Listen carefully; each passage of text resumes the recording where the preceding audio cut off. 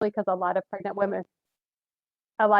women will see their OB more likely than seeing the dentist. So if we could get that prevention and education at the OBs, that would be wonderful. And plus, they could even provide education and prevention for the baby to come. So that way we can prevent the child from having dental decay too. That's good. That's good. Thank you, Angie. Anyone else? I'll go ahead and go next. I agree wholeheartedly with the observations that Angie has just shared. And I think that one thing that we want to do is also perhaps as a solution, look to what I call kind of self-empowerment. And maybe, and I know this is kind of on our long-term goal, maybe look at ways that we can partner with community groups, and you guys might have suggestions for us as from the professional side, but partner with community groups to help people when they do go visit their OB. What questions should they be asking, and do they feel comfortable? And those are type of things that I kind of heard over and over again too, was just a little bit of some hesitancy and not really feeling that they are empowered to go beyond what the physician is providing them. And so you're talking from the aspect of the dentist or from the perspective of the expectant parent? Of the parent. Okay. Yeah, because as many said, or many of the parents said, the provider was giving them information and it didn't seem to them that they should be asking other questions. Mm-hmm. And even as it would relate to oral health as well. That's good. That's good. Thank you. Thank you, Jackie. Anyone else? Would you like to share what you got out of the expectant parents who were? I'll go next if that's okay. So I found it very interesting when you had asked the questions about how do they know that oral health was important, or did they know that oral health was important? And a lot of them were going based on what their parents had taught them about going. But then there was one mom that kept mentioning a program or someone who came in. I don't remember what it was called. I'd not heard of it before, and like One Step or something. Every step.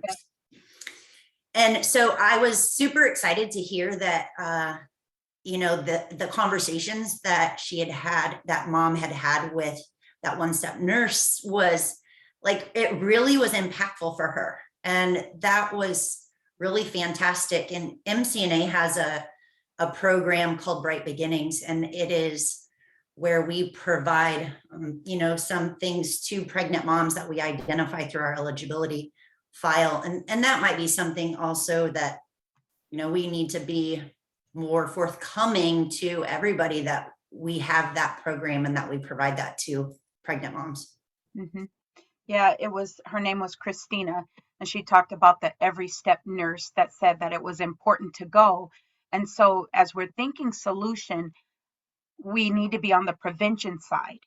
So, identifying what we can do preventative wise, before they even make it to becoming expectant parents, and getting that education in there. So that's good. Thank you, Sabrina. Yeah, that's within the iSmile program. So we are throughout all of Iowa within 99 counties. And the iSmile program actually trains maternal health nurses on oral health, so that way they can educate expectant parents. So that is actually one of our programs, is Every Step, which is so it's within the program, and that's our main focus, is prevention. So that was awesome to hear. I went right back to my team and was like, woohoo!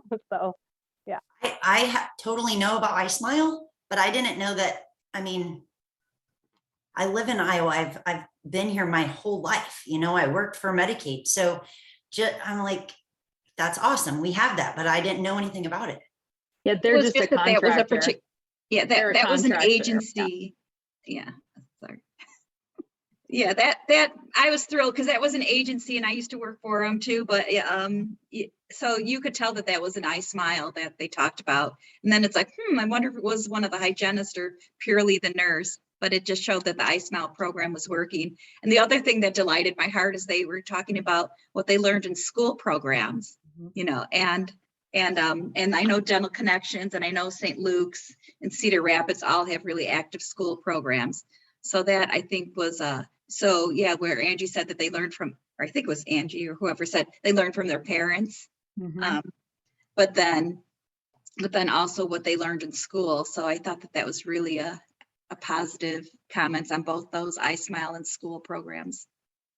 I was surprised at the number of people that said that they did get dental care, that they accessed it. I was really, that was probably the most surprising part of the whole interview with the moms.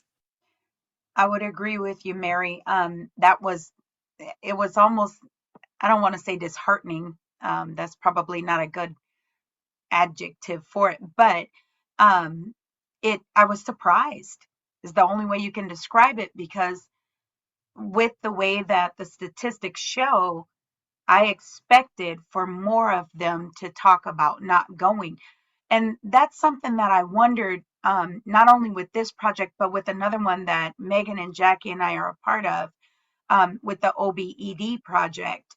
I'm wondering if the people that we're going after are not the right people. And the reason why I say that is because, and I need someone to correct me if I'm wrong, but when they have the Medicaid or state supplied insurance, they don't pay as much out of pocket.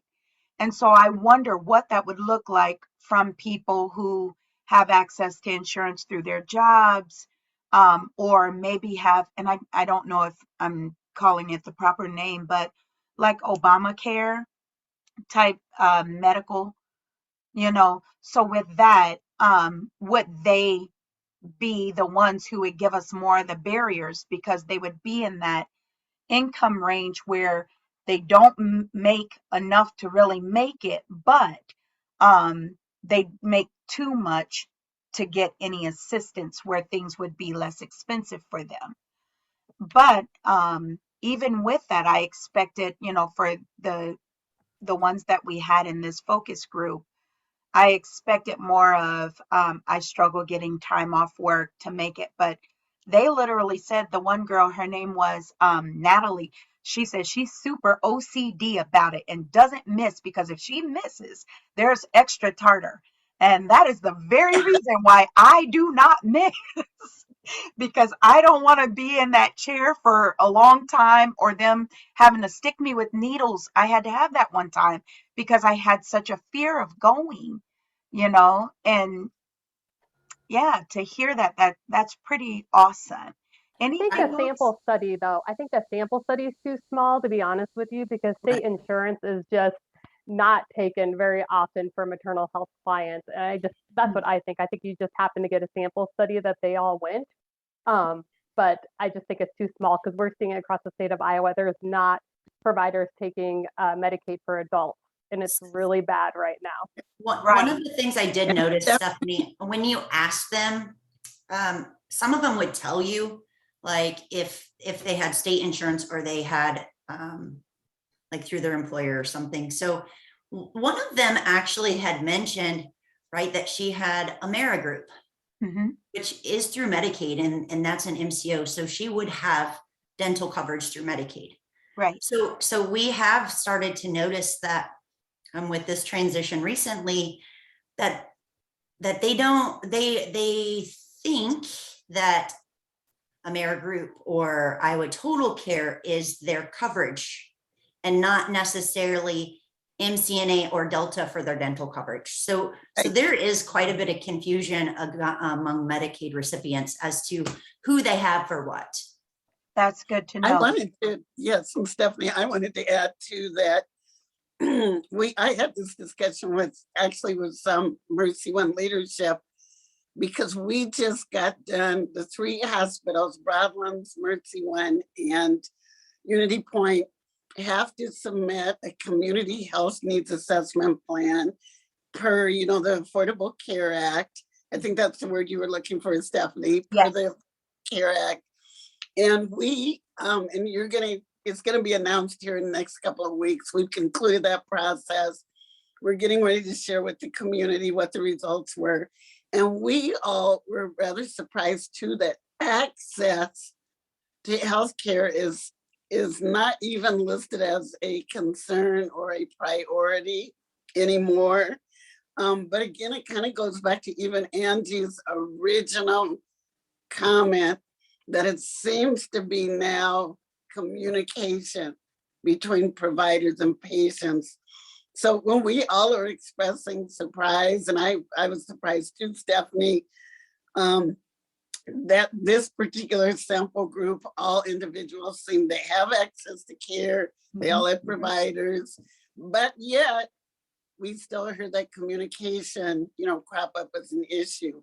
And if I might just share, yesterday we had a delivery, an OB delivery, and the baby now is in NICU, unfortunately, because the mother did have no prenatal care whatsoever during her, so those women are still out there.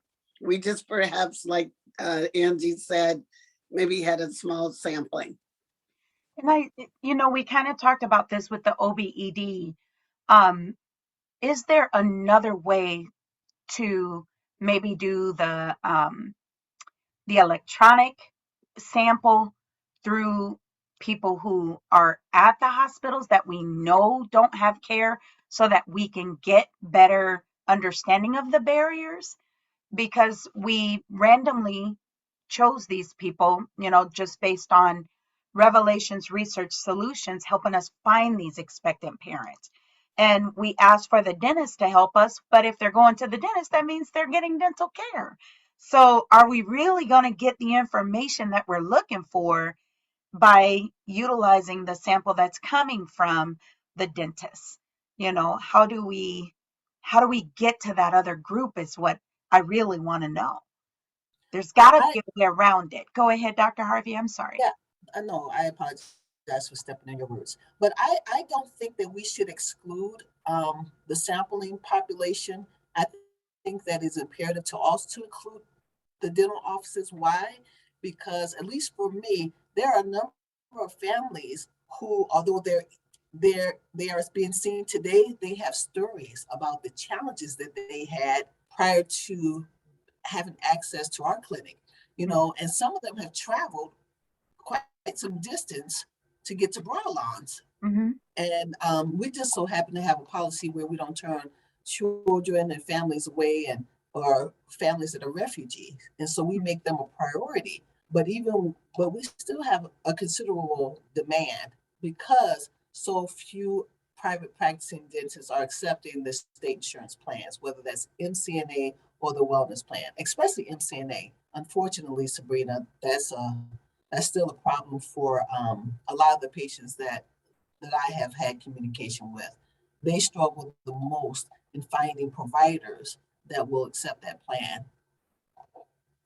That's good to know.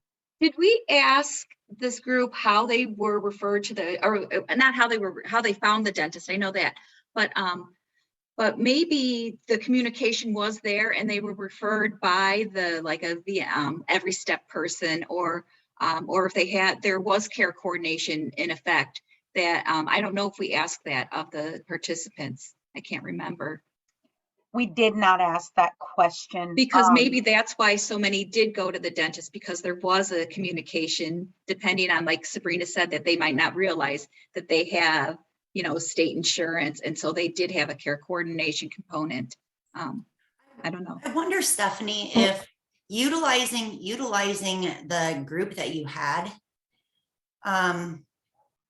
their circle of friends and family will probably be in a similar situation as them, and not everyone qualifies for Medicaid, or not everyone knows until they have a situation, they end up in the ER, something like that, to even how they would apply for Medicaid. So I wonder if your current focus group would be willing to see if any of their friends would want to participate in something, since they've now went through it and they could tell them what it's about.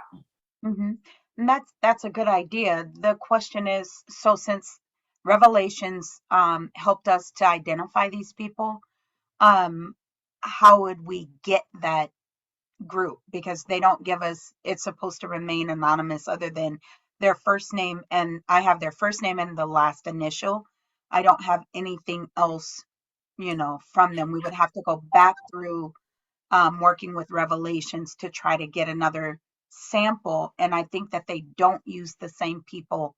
How did you send the meeting invite to them? They sent it. We paid an actual organization to do all of the work for the focus groups. So we weren't, that way we didn't sway things one way or the other. Yeah, I totally get that. Yeah. We might have to go back to Revelations and just ask and say, how do we utilize this group, and ask that question? Like, can they send them an information and say, hey, we're looking at doing another one. Do you have anybody that would be interested in participating? Like, we could go back to Revelations and ask that.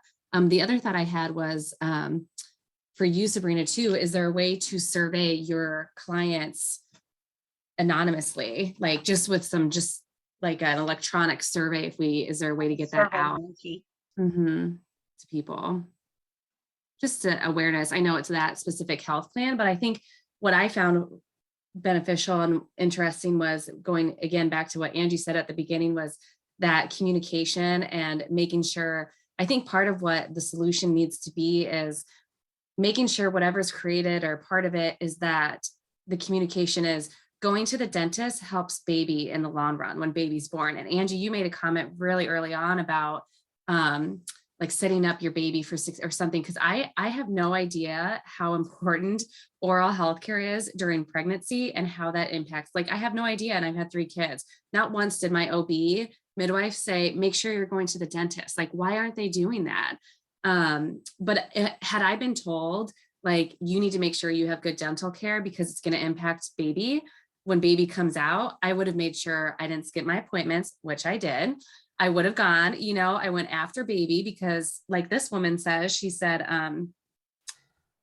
she was concerned about her gums bleeding and an infection. And I think that education there is, I had no idea. I should have been a lot more diligent than I was with 3 babies. And all I kept thinking was, I have 8 cavities when I go to the dentist, and I blame my children because, but I probably wouldn't have had them had I gone correctly. So I think focusing on being a great parent, and this is a way to be a great parent too. You're being great by counting baby's movements, and you're being great because you're setting up your baby for good oral health habits. I mean, it's simple like that, but that might be something. And I remember having another objective be, because we, again, going back to my United Way hat, we're concerned about their total health care. And if we can help them tie oral health with their physical health, isn't that an objective that we all want to have? So one of the things that I always wanted to do when I was at IME, and I wish at some point we still could do it, okay, but almost everyone goes to the doctor, whether it be for an emergency or for a follow-up, or they have a chronic condition. They go to the doctor, right? But not everybody goes to the dentist. But I have not ever seen at the doctor's office anything that says anything about oral health. Like this, it's affecting your heart. It's affecting all of these things. So when I first came to MCNA, I started having our member outreach persons put together these flyers that we could put up in primary care physician offices, in OB clinics, in the ER, just to link that dental and medical correlation. Because if they're not going to the dentist, they're not going to see anything oral health related. That's right. That's right. So that's something that I think we need to definitely look at, as far as having posters. So I know one of the things that we did was we created through Delta Dental funds, we created posters that have a pregnant belly and a toothbrush. and talking about counting fetal movements as well as, practicing good oral health care. So being able to get OBs and midwives that would sign on, we've also upgraded, or not upgraded, but included a slide on practicing good oral health in our presentations as well. Thank you, Miss Jackie. I'll send you the recording for the rest of it, and we'll see you on the next one in next month. So, we've changed our presentation to also include, the oral health care portion of it. So I believe that that's a great idea, Sabrina, and something that we can, put our efforts towards in educating expectant parents about good oral health and how it affects. I pulled information out of Angie had sent me some items from that the iSmiles coordinators have about expectant parents and good or practicing good oral health care. And so I pulled information out of that, and I'm literally just reading what it says because I'm not a dentist by any means, but I'm reading what it says to educate the expectant parents and whatever providers we have on the line or community-based organizations that we're doing the presentations for. So that's, one way, but yes, we need to take it that next step and get this into the hands of the OBs and recognize that the mouth is the start of everything, Well, and I wanted to piggyback on, I agree with everything that's been said and believe strongly in what Sabrina is saying. And just although I was not able to hear from the expected parents, I do know that there's a certain amount of hesitancy or distrust for dentists. And so even low income individuals sometimes think that the dentist is only out to line their own pockets. And so it's just reality. People are really protective of their money, and they are really skeptical sometimes of the dentist's intentions on why they're recommending certain treatment, whether it's a filling or a crown or whatever. So it's helpful to have a team that's really pushes for the concept of this is a part of healthcare. This is a part of total health, and that you should have some assurance that this is not just about the business of dentistry, but about your overall care of yourself and of your child's health and care. And that includes your oral health. So I just wanted to put that out there because I think that that's always the elephant in the room, that that there's a certain amount of distrust. We aren't even talking about fear yet. We haven't gotten to the fear part of it, those poor experiences that maybe a parent had or has heard about. We're just talking about just, the business of, providing care for a fee that makes people wonder, is there something more here or too much here, and not more about my health, if that makes sense. That makes perfect sense. Thank you so much for sharing that, because these are the things that we need to look at because they are barriers. Those poor experiences, and like you shared, um, I love how you say, "Oh, they had their foot on my chest," and it's funny because my dad tells that story about when he had to get all of his teeth pulled, and he said the man stood on my chest with his foot on there, and he was pulling my tooth out, and the tooth wouldn't come out. And then when you said to me, because in my head I'm like, "Dang, they really did that to you," but then you said, "Now, how in the heck did they do that? Were they standing like this?" I never thought to ask Daddy that question. So, really addressing that, because had I have not had the concern about having them to put another needle in my mouth to scrape tartar, I would have stayed with that experience my father had and not gone to the dentist, right? So even while battling cancer, I still went and they told me not to. You're not supposed to because of the risk of infection. But I was too concerned about having to go through that. Megan, did you want to share something? I saw you came off mute. Yeah, I was just going off of what Dr. Harvey, one thing I was thinking was, we should go to Broadlawn's OBs and Unity Point. Yeah, but Broadlawn's too, start there and ask them and say, what are you doing when you talk about oral health? What are you saying? Because when I was pregnant, we got a package at your 10-week appointment, the first one, a whole binder full of stuff. And I'm sure there was maybe a brochure about oral health in there, but I would like to know, I mean, we have Jackie and then working with Cheney over at Unity Point, we should ask them what they're doing and then maybe pilot something with Broadlands that's a little bit more in your face, you know, since we have, you know, we could, whatever we create, whatever system that is, and then referrals to the dental clinic. I mean, we could have a really cool integration there. Let's go ahead, Sabrina. So that, thinking of that, we have in one of our other markets, I want to say it's Louisiana, and it looks like a prescription pad. And it basically is for the primary care physician to give, or in this case, an OB to give to the patient. And then on the back, it has, you know, providers who have agreed, dentists who have agreed to be a referral component for that primary care physician's office. So it's almost, it's not a real prescription, you know, but it somehow enforces the real need that primary care provider is putting on that patient now. Like you really need to, you know, call one of these providers on the back of this prescription pad. And it has worked really, really well in one of our other markets. Cool. That's a great idea. I love that. And even the ones that already have dentists, could they say, are you going then? Like asking those questions versus just like, you should go.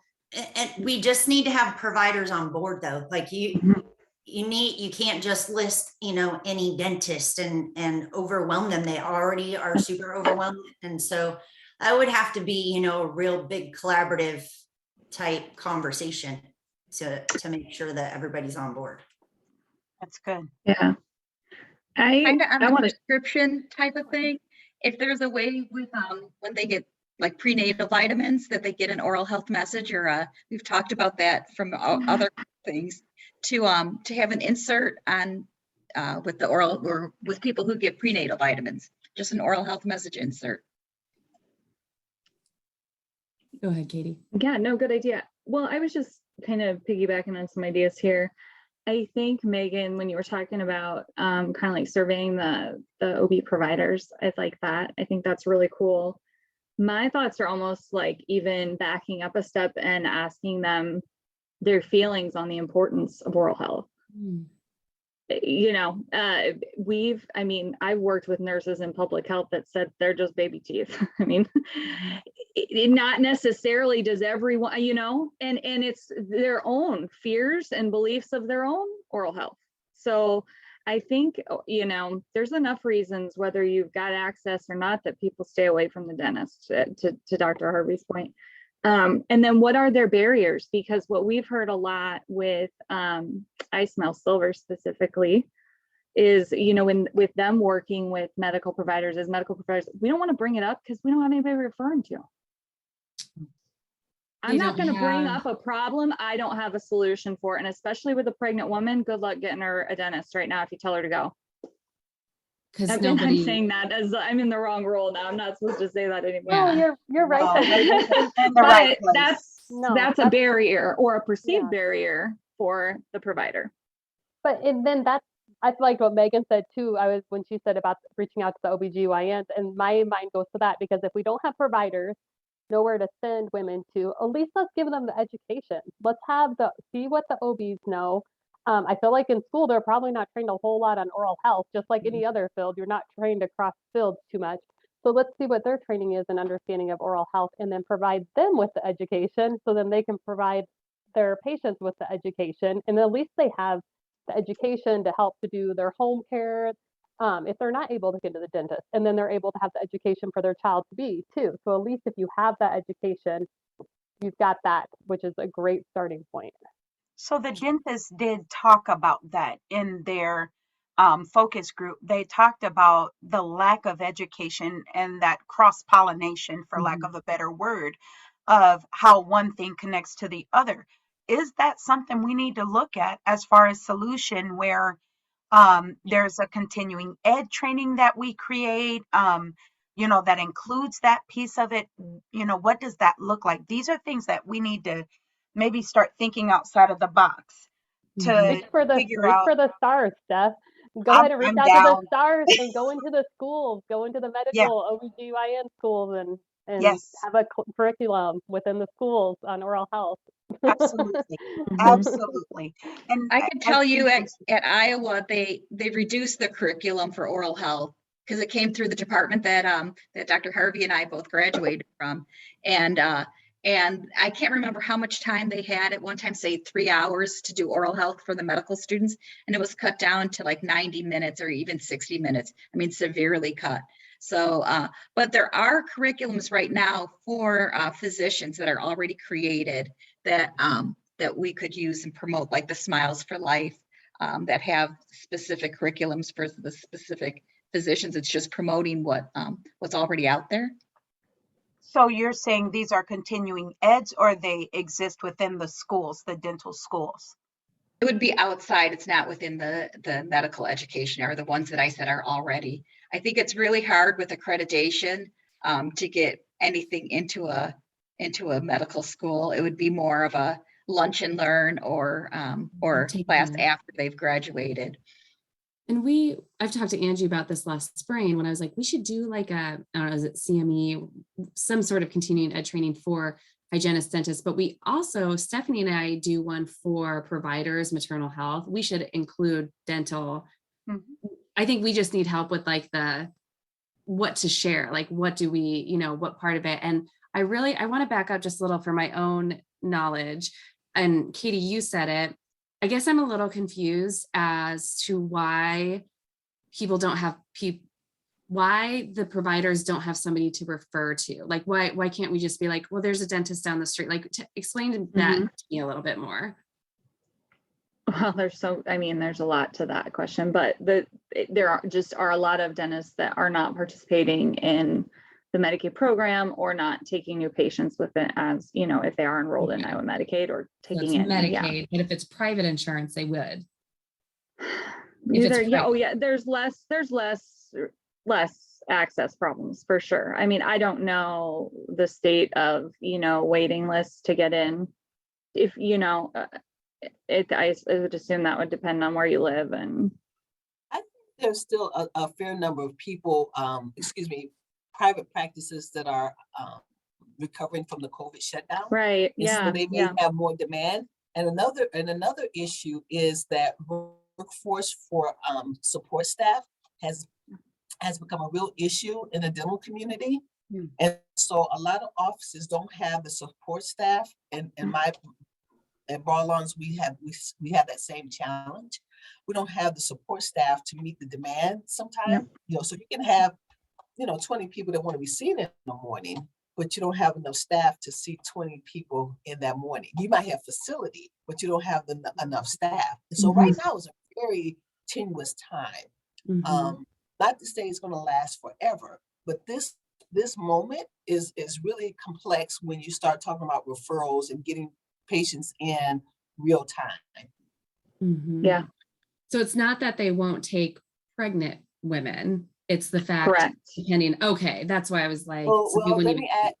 Well, that can be pregnant women. There are some offices that would be reluctant to see pregnant women, particularly if it's not emergent and they are either in the first trimester or the last trimester, because we are taught that those are the times where the fetus is really doing the most growth and development. And we wouldn't want to do anything that would interfere or perceive to interfere with that. And so there is some hesitancy among dentists and dental hygienists seeing patients when they're in first and last trimesters. The sweet spot is the second trimester, but then how do you hone that in? So that's also a barrier. Okay. Like Rick and Ames were the two dentists. Rick said he tries to minimize treatment because of liability, especially if they have pain. And then Ames said, if they're about to pop, these were his words, if they're about to pop, there are certain things we may hold off on. And so when he said that, I'm just like, he's such a guy. Like, He was something, wasn't he? Yeah. Oh my gosh. He's fun. I worked with him for a while and he is fun to work with. Oh my goodness. You just didn't know what was going to come out of his mouth. You just like, whoa. He was something. But About the Pop was classic. Yes, it was. I'm just like, About the pop. I think I text Stephanie. I was like, did he just say that? He said it. Yeah. So yeah, but they did talk a lot about Delta and how Delta has streamlined things to make it easier for them to accept the insurance and to work with those who are on I guess Medicaid. I always get them mixed up. It's Medicaid, and then they get the Delta dental insurance that way, I guess. And they talked a lot about how Delta's customer service line helps. They don't have to wait long. They can get answers to their questions so they can get paid. Because ultimately, nobody wants to have a business that you don't get paid in, period.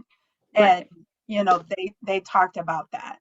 They said Medicaid was very difficult to work with. And since Delta took it over, it's much better that they even have a specialist or like a direct line. But the failure rate was one of the things that really stood out to me about the dentists and what they experience. And so here they're telling us that people aren't showing up, but the sample that we had, although it was small, and they all showed up. So, it's interesting to hear what the dentists are experiencing, yet we're hearing something different from the expectant parents. Yes, Sabrina. So that has always been something that has been difficult for Iowa Medicaid to validate. So there is a CDT code out there that they could indicate, right, that it was a no-show. And it's actually a CDT code. Medicaid can't pay for a non-service, right? So you could never open it as a payable for money kind of code, but it would be a way that a provider could help to validate, their concern that they have all these no-shows. Okay. So in doing that, It what will provides, it well, do for the us, provider? for like MCNA, right? We have a member outreach form that we encourage providers to use if they have members who are non-compliant with treatment plans, don't show up for their appointments, all of that type of stuff. I mean, obviously the communication with that provider needs to happen, and that what their expectation and office policies are, but they can also reach out to MCNA, and I'm sure Delta has something similar that our provider outreach or member outreach specialist could help to educate that member or patient in, the importance of going to their appointments and following up with their provider. Because if they make appointments, say they have 5 appointment slots and 3 of them are non-compliant, then they just have open chairs, and that's not fair to that provider, and they weren't able to get somebody else in that may have needed to be in, kind of thing. Mm-hmm. And so I think that it's just hard it is something that we have heard even when I was with Medicaid, that, no shows is a big deal. Providers aren't supposed to bill Medicaid recipients if they don't show up to their appointments like they can for their commercial or self-pay. And to be able to validate really what the percentage of no-show is, I think would be helpful data component. So with that data, would Delta then in turn have a group that calls I'm trying to see the connection, who's going to call the patient to help them to understand the importance? It would be whoever the patient was assigned to. So Medicaid recipients now are split 50%, right? Some to MCNA, some to Delta Dental. Okay. We both administer the same program. It's called Dental Wellness Plan. Mm-hmm. And so if a provider were submitting on a claim form that CDT that indicates a no-show, then it would be up to the plan in which that member is assigned. It would be really interesting to see if we could get data from you all about how many are Well, that's what I'm saying. It's not, Medicaid would have to open the code.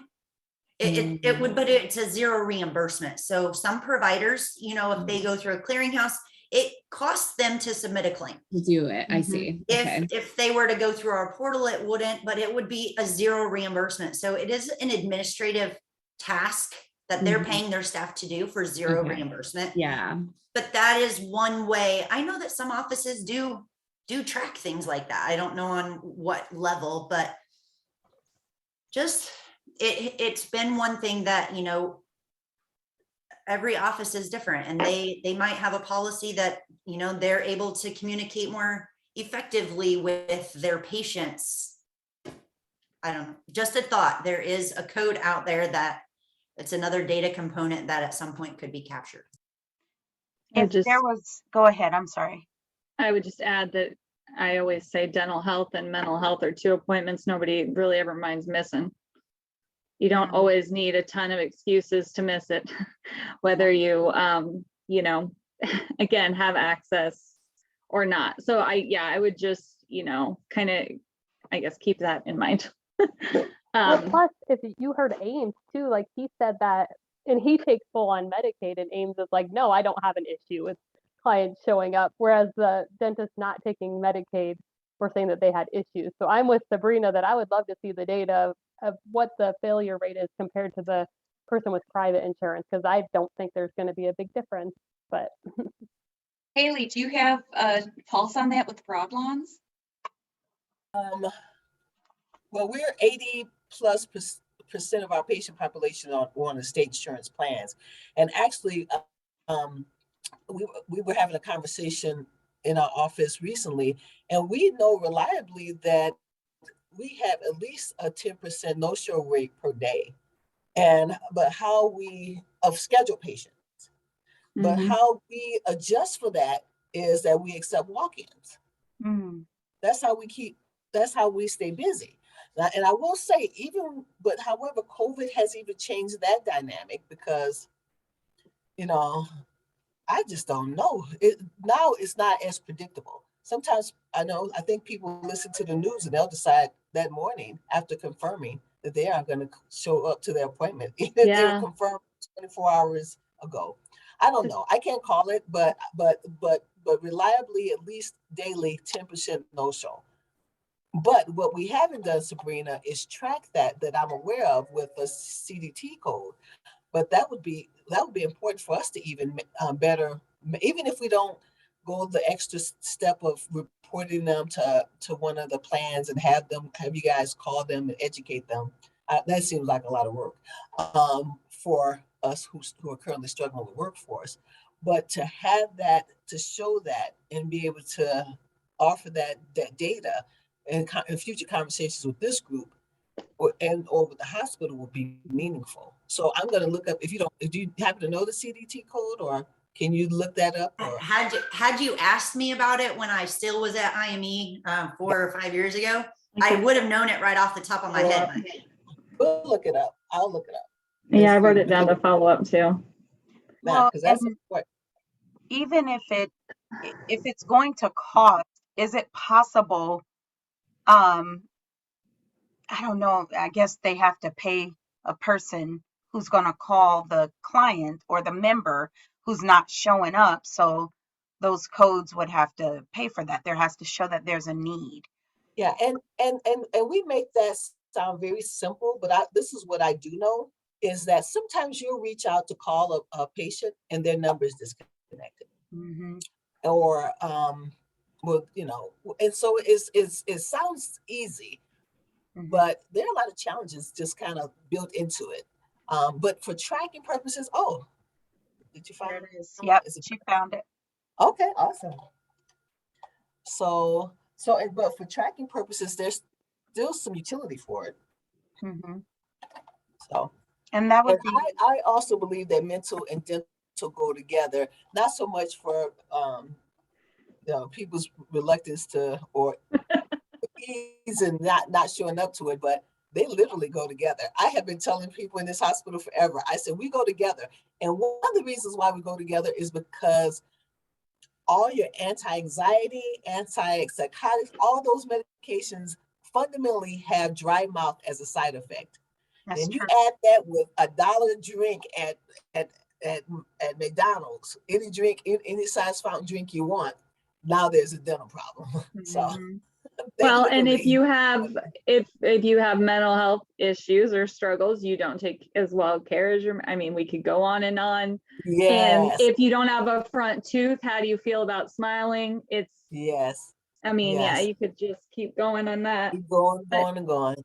So I don't they know are if the linked. dentist brought it up, but another complaint has been to like poor oral hygiene before with the Medicaid population, or like not taking care. I remember there was a, and I was just looking for the report, Mary might know, from University of Iowa, I think, that talked about, and maybe like 6 years ago, 5, 6 years ago, and it talked about raising rates and what it would take for the dentists in the state to kind of feel more like accept Medicaid or accept a higher fee rate. And, you know, they really wanted a much higher Medicaid fee rate, which is going to be priority this legislative session, I think. I mean, there's already definitely been discussions about it on IME. But their other request was not to miss appointments and to have good oral hygiene. And I mean, that's kind of like a doctor getting to say, well, I only want the pregnant women that show up that don't have any problems. That take, and that's not really fair either. But that is unfortunately kind of what we have with dentistry. We don't have great medical dentistry in the state, or really in the country. Because it's the most out of Medicare. We have more aesthetic. The good ones we have are really, really good. Yeah. And what I have noticed over the last 5 or 6 years, and somebody mentioned it earlier, the ones that are complaining about no shows or complaining about fees or they don't take Medicaid. And those ones who are taking Medicaid, like a significant number of patients that are on Medicaid, they agree, yeah, the rates are horrible, but it is my job and my duty to help take care of this population. I'm taking care of my neighbors and the moms, single moms that I go to church with on Sunday. It's my job to make sure that they're taken care of. But it is those providers, Katie, that aren't taking Medicaid that seem to be more vocal about it. So if you increase rates, are they going to start taking Medicaid? Maybe. Well, especially because they're saying that they're not showing up. So I want to say it was Rick who said, you're asking me, it was Rick. You're asking me questions about a percentage of patients that don't show up and I don't get to see. And so even if it is increased, that's just half the battle. The other half is, how do we get them to show up to their appointments, and how do we balance when they don't show up? So I think that we need to think from the perspective of, like Dr. Harvey said, you'll call them to try to remind them of their appointment and their phone is disconnected. It's not the same number anymore. You'll find that they change their numbers a lot more often than we would. So I've had the same phone number for the last 19 years. And prior to that, I had the same phone number for however many years. But with that being said, I think that we need to think outside of the box, because in our next meeting, what I really want to do is I want us to start thinking solution. What could we take and put money towards that's going to make the greatest impact? And it may not just be one thing, it could be several different things.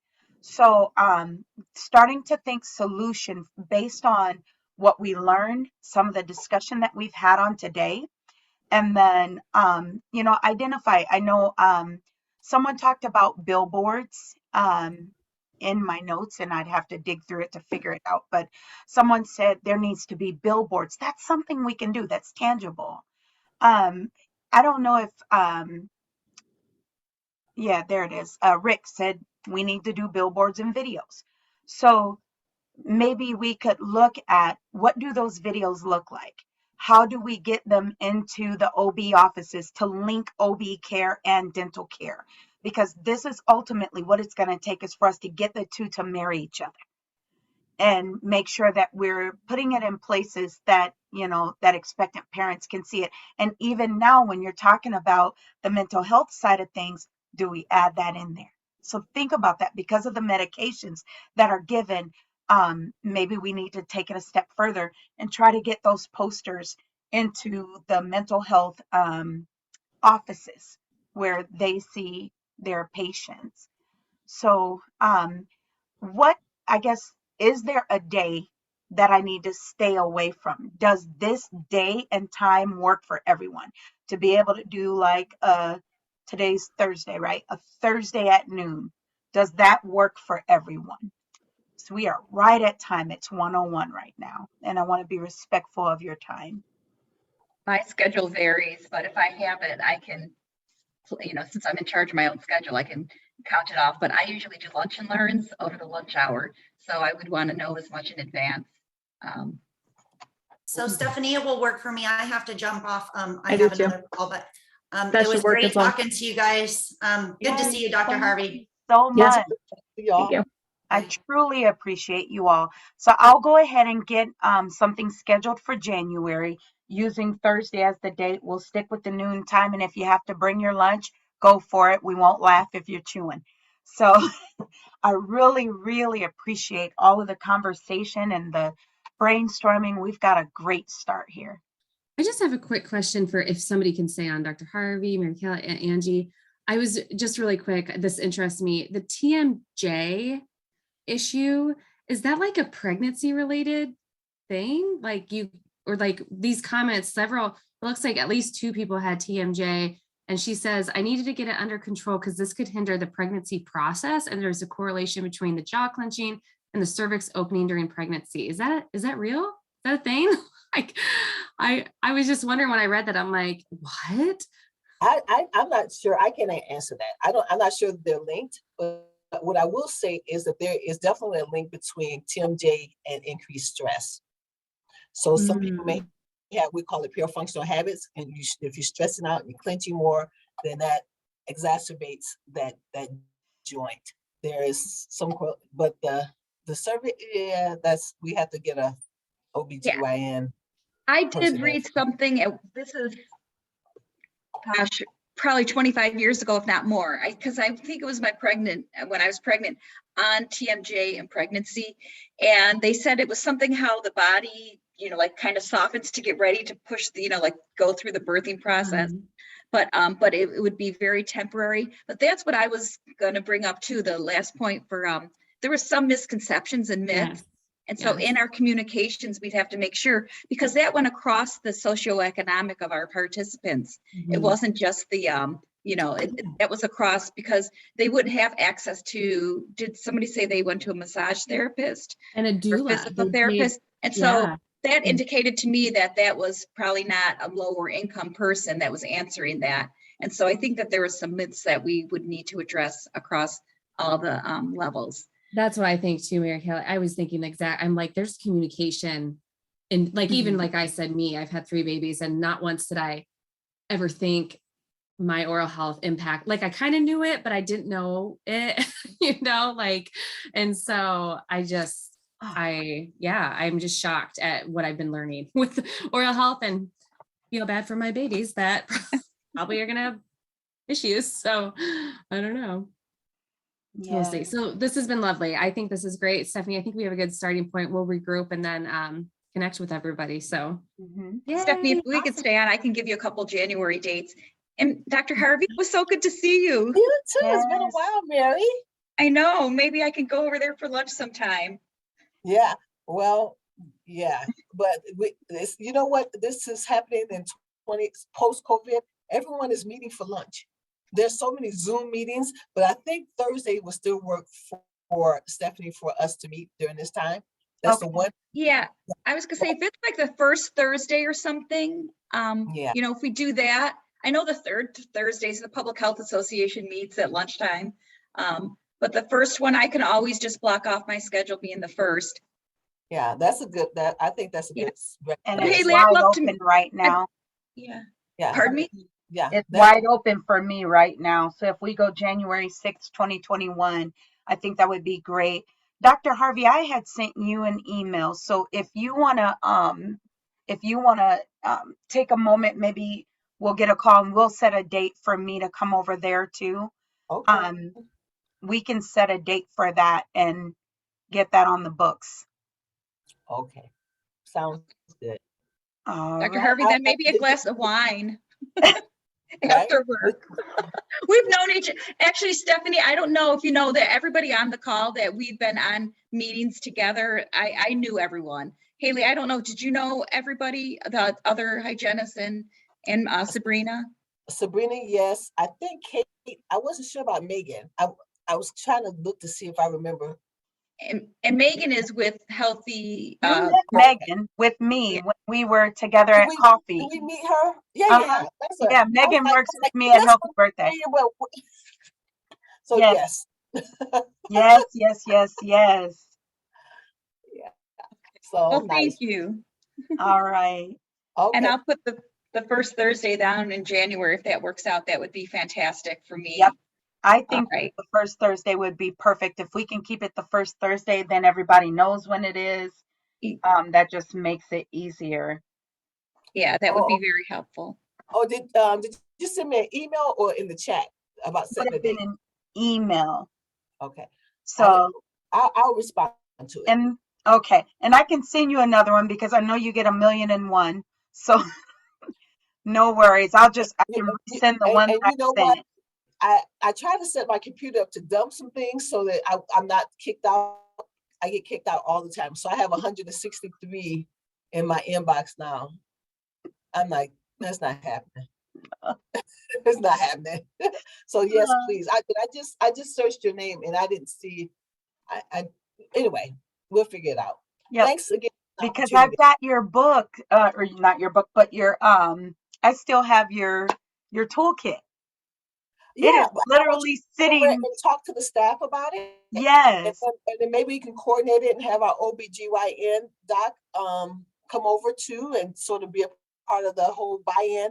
I mean, I don't know about the pilot of the. I'm open to it. If we want to do a pilot here, that's fine too. But I think we have. I told you before, a friend in Amy Bingaman, Dr. Yes. Bingaman. I think we have a friend in her. Yes. She really. I think she gets it. So, and then Mary, after the first of the year, yes, let's do lunch. Yes, that's good. Yeah, that sounds great. That'll be good. That'll be fun. All right, Yeah. ladies, enjoy the rest of your evening. Happy Thank you. holidays if we don't talk again Thank you. before. Yeah. And have a Bye-bye. happy holiday. Thank you. Yeah. Bye-bye.